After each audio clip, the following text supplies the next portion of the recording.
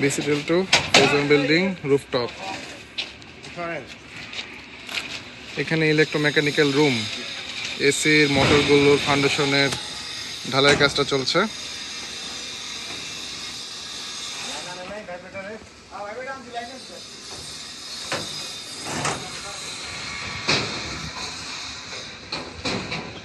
এছাড়া এই 8টা কিচেনের গ্রিল এবং শপের শাটারের জন্য ইউ চ্যানেলগুলো ফিটিংসের কাজ হয়েছে দেখতে পাচ্ছি।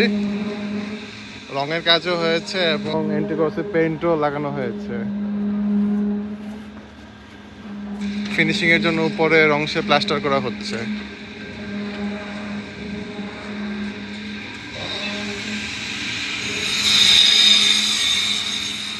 এই ইলেকট্রোমেকানিক্যাল রুমের ফ্লোর ফিনিশের কাজ চলছে।